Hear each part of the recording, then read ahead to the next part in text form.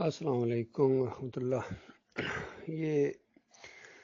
حالات واقعات بیان کیے جا رہے ہیں۔ دیکھیے 2005 کے اندر جب یہ جماعت سے علیحدہ ہوئے تھے تو ان کو بہت سمجھایا گیا تھا، یقین کریں ہر ایک کو علیحدہ علیحدہ بھی سمجھایا گیا تھا،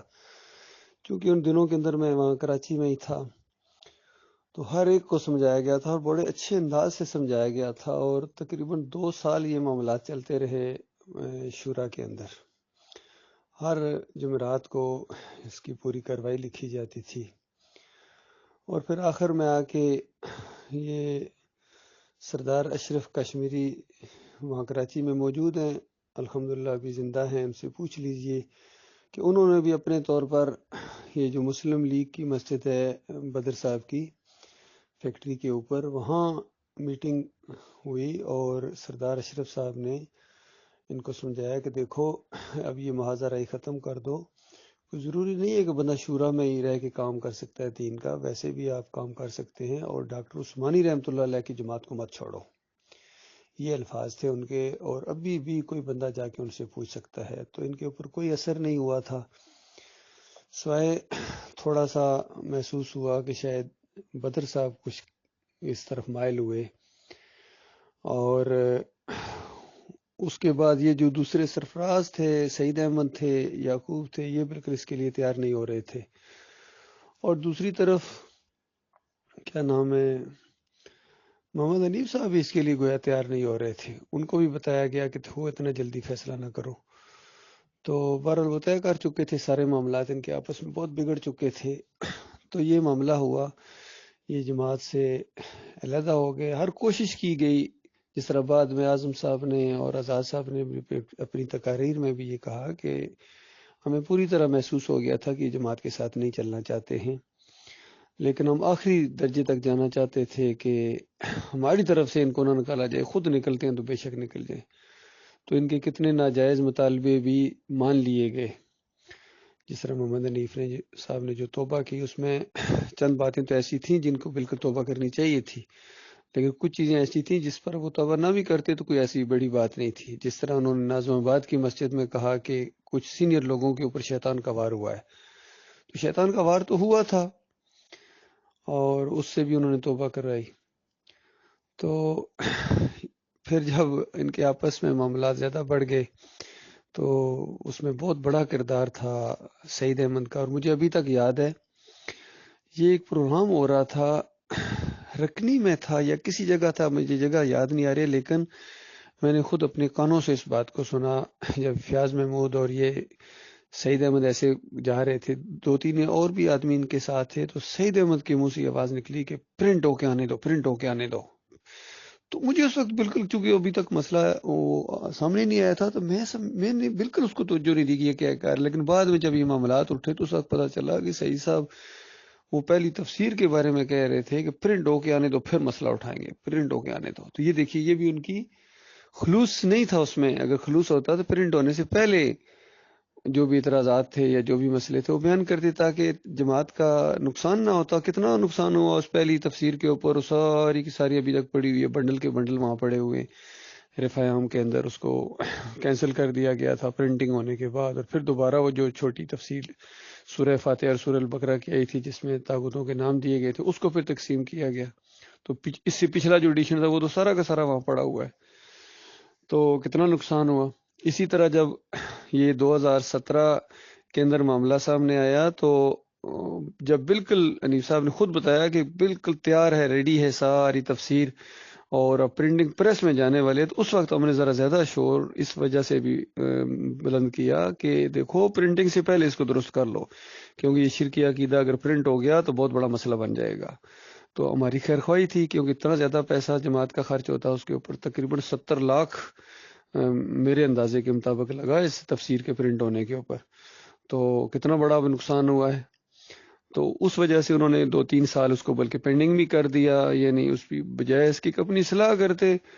لیکن انہوں نے چونکہ 6 جلدیں پوری پرنٹ کروا کے مودودی صاحب کا مقابلہ تو کرنا ہے محمد حنیف صاحب نے، تو یہ وجہ ہوئی ہے، تو یہ باغی تو اسی وقت ہو گئے تھے، اس کو مانا بھی ہے، بلکہ سب سے زیادہ فیاض محمود صاحب مان رہے تھے کہ ہمیں باغی کہو مرتد نہ کہو، تو بہرحال کچھ لوگ مرتد کہتے تھے، کچھ لوگ باغی کہتے تھے۔ مرتد اس معنوں میں لوگ کہتے تھے کہ چونکہ انہوں نے فتویٰ لگایا تھا پہلے جماعت کے اوپر، محمد حنیف کے اوپر، اور ان کے پیچھے نماز پڑھنے سے بھی انکار کر دیا تھا، اور بلکہ سوال و جواب میں بھی انہوں نے اسی طریقے سے فتوے لگائے تھے لوگ جب پوچھتے تھے یعقوب علی سے۔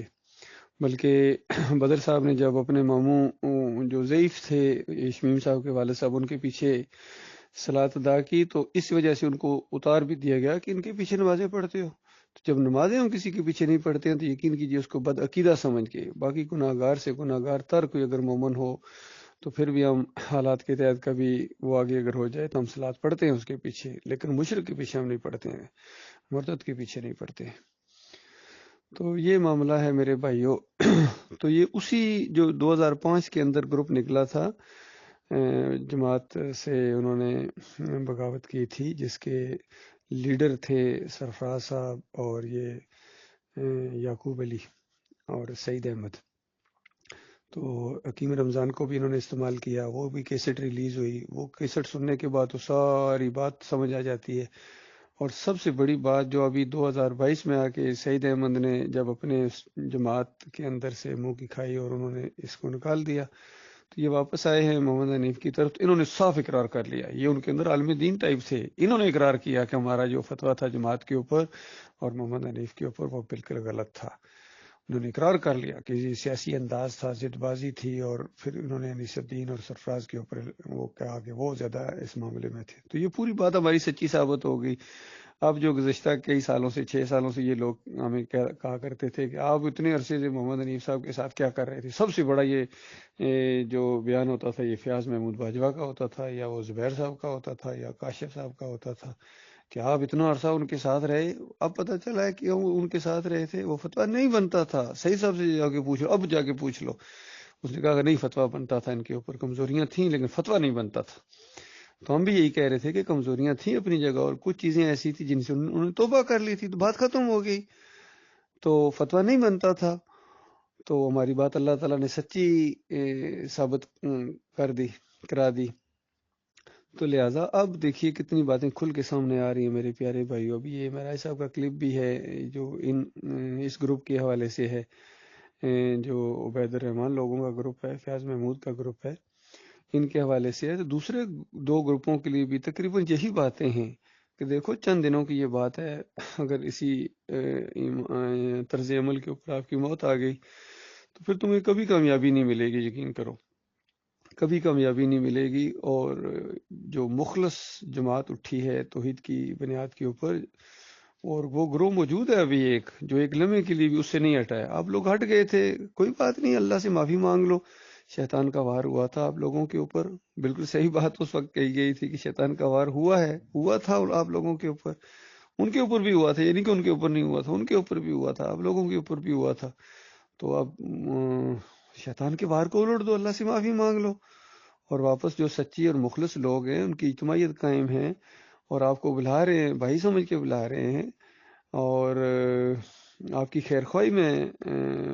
بلا رہے ہیں، یہ ہیں سچے لوگ جن کا ساتھ دینے کے لیے اللہ تعالیٰ نے کہا ہے کہ سچوں کا ساتھ دو۔ اب یہ بڑی عجیب بات ہے، اس دن یہ پچھلے ہفتے محمد حنیف صاحب کا ایک کلپ سنا، وہ کہہ رہے سچوں کا ساتھ دو۔ بھائی آپ تو سجدہ تعظیمی کی شرک کے اندر مبتلا ہو گئے، 4 شرک اور مزید آپ کے اندر آ گئے، ٹوٹل 5 ہو گئے، تو یہ سچے ہیں؟ آپ کا یہ عقیدہ ہے کہ عیسیٰ علیہ السلام کو اللہ تعالیٰ نے معجزانہ طور پر ایک صفت دے دی، آپ کا یہ عقیدہ ہے کہ جس طرح سورج چاند ستاروں نے سجدہ کیا اس طرح انسان بھی انسانوں کو سجدہ کر سکتے ہیں، حالانکہ سورج چاند ستاروں نے آ کے سجدہ کوئی نہیں کیا تھا، یہ خواب دیکھا تھا۔ اور خود آپ کتنی اچھی تشریح اس وقت کیا کرتے تھے جب یہ مسلک پرست کیسے تھے کہ نبی علیہ السلام خواب میں آئے تو آپ کہا کرتے تھے آگے سے کہ خواب میں کوئی آیا نہیں کرتا، یہ تو خواب دیکھنے والا دیکھتا ہے، کتنی اچھی تشریح کرتے تھے وہاں خواب کے معاملے میں۔ اور یہاں کہ آپ کو پتہ نہیں کیا ہو گیا ہے، سورج چاند ستارے سجدہ کرنے کو نہیں آئے تھے، یہ خواب دیکھا تھا، اور اس کی تعبیر ہوتی ہے جو یعقوب علیہ السلام نے تعبیر بتائی ہے۔ سادہ سادہ باتیں ہیں، پتہ نہیں کیا ہو گیا آپ لوگوں کو، یہ آپس کی ضد بازیاں چھوڑ دو میرے پیارے بھائیوں، بڑا ایک قلبی لگاؤ رگا ہے اپنی اس جماعت کے ساتھ، ابھی مومن جو اس کے اندر ہیں جو یعنی پھنسے ہوئے ہیں، میں ان کو زیادہ مخاطب کرتا ہوں کہ دیکھو یہ تو اوپر جو معاملہ ہے یہ تو ضد بازیاں ہیں، انا ہے، ضد بازیاں ہیں، آپس میں بغض ہیں، اور بغض انسان کو، حسد اور بغض، یہ دو چیزیں یاد رکھو، یہ انسان کی ساری بلائیوں کو ملیا میٹ کر دیتا ہے، اس کی دین کی بنیاد کو کھیڑ دیتا ہے۔ یہ حدیث میں نے پڑھی ہے کل پرسوں، یہ جو اسی وجہ سے اس سے اللہ کی پناہ مانگی گئی ہے کہ حسد کرنا بہت بڑا گناہ ہے، بہت بڑا گناہ ہے، بغض رکھنا، یہ حسد، اس سے اللہ کی پناہ مانگی گئی ہے کہ حسد کرنے والوں کی شر سے یا اللہ میں تیری پناہ مانگتا ہوں۔ تو یہ حسد کرنا بہت بڑا گناہ ہے، یہ بندے کی بنیادوں کو کھیڑ دیتا ہے، بھلائیوں کو، اس کی جو ہوتی ہیں دین کی بنیادوں کو کھیڑ دیتا ہے۔ لہذا کسی سے حسد نہ کرو اور کسی سے بغض نہ رکھو، اور اپنے بھائیوں کو جو ہے وہ یہ دل میں جگہ دو۔ باقی جن کے اندر جو خرابیاں ہیں وہ آپ کو نشاندہی کر دی گئی ہے۔ یہ دو گروپ ہیں، ان کے اندر شرک آ گیا ہے۔ محمد حنیف صاحب کا گروپ ہے، اس کے اندر شرک 5 شرک ہے محمد حنیف صاحب کے سوچ کے اندر، نظریات کے اندر۔ باقی ان کے اندر جو بھی کتنے، وہ کچھ کے اندر ذرا کم ہوں گے، کچھ کے اندر زیادہ ہیں، اور کچھ کے اندر وہ بالکل بھی نہیں ہیں، لیکن ساتھ ہی پھر وہ شرک کرنے والے کو اپنا امیر مانتے ہیں، اپنا رہبر مانتے ہیں، تو وہ ان کا پھر وہ یہ چیز شرک بن جاتی ہے۔ تو باقی جو دوسرے یہ گروپ ہیں، ان کے اندر جتنے لوگ ہیں، یہ اپنے اوپر غور کریں، اپنے طرز عمل کے اوپر غور کریں، کن لوگوں کے پیچھے چل رہے ہو۔ اور اسی حالت میں موت آ گئی، یہ میں آپ کو زور دیتا ہوں کہ جب موت آ جائے گی تو پھر تو واپسی نہیں آ سکو گی، نہ کوئی سمجھا سکے گا، نہ سننے کا موقع ہوگا، تو پھر کبھی کامیابی نہیں ملے گی بھائی۔ اس وقت پچھتاوا ہوگا، اور اللہ تعالیٰ سے جس طرح وہ فریادیں کرے گا، اس کا قرآن میں ذکر ہے، رب ارجعون رب ارجعون، کہا جائے گا کلا، ہرگز نہیں، ہرگز نہیں۔ اس لیے خوب سوچ سمجھ لو، جس طرح بھائی دعوت کے دیتے ہیں کہ آؤ بیٹھ کے بات کرو، بات کرو، باقی دل کھولنا تو اللہ کا کام ہے نا، آپ کیوں نہیں بات کرتے ہیں؟ دیکھیے جو محمد حنیف صاحب طرز عمل اختیار کرتے ہیں، کتنی دفعہ وہاں میں رائے صاحب بھی کہہ رہے ہیں کہ آؤ بیٹھو بات کرو، شورا میں مجھے بلاؤ، نہیں بات کرتے ہیں، بلکہ منع کرتے مت بات کرنا ان سے۔ اور یہی بات اپنے وہ عبید صاحب کر رہے ہیں، وہ بھی نہیں بات کرتے ہیں، اور دوسرے لوگ بھی، اختر بیگ صاحب بھی بات سے اتنا زیادہ گھبراتے ہیں۔ تیسرا گروپ ہے وہ بھی یعقوب علی لوگوں کا، وہ بھی بات چیت کرنے سے اس طرح گھبراتے ہیں، بیٹھ کے بات کیوں نہیں کرتے ہو؟ باقی نہیں کرو گے تو اپنا نقصان کرو گے۔ ہمارا کام ہے بتا دینا بھائی، کھول کھول کھول کھول کے بیان کر دیا گیا ہے، اب آپ جانیں اور آپ کی مرضی۔ اور آخر میں ڈاکٹر عثمانی رحمۃ اللہ علیہ بھی یہی کہا کرتے تھے کہ دیکھو، زبردستی منوانا نہ میری ذمہ داری ہے اور نہ میرے بس کی بات ہے، صاف بات بتا دی گئی ہے۔ تو بالکل وہی انداز ہے ہم لوگوں کا، کیوں ڈاکٹر صاحب کے ساتھی ہیں، اور اسی موقف کے اوپر ہے، اسی انداز سے ہم دعوت کو آگے لے کے چل رہے ہیں، الحمدللہ۔ اللہ ہم سب کو حامی و ناصر۔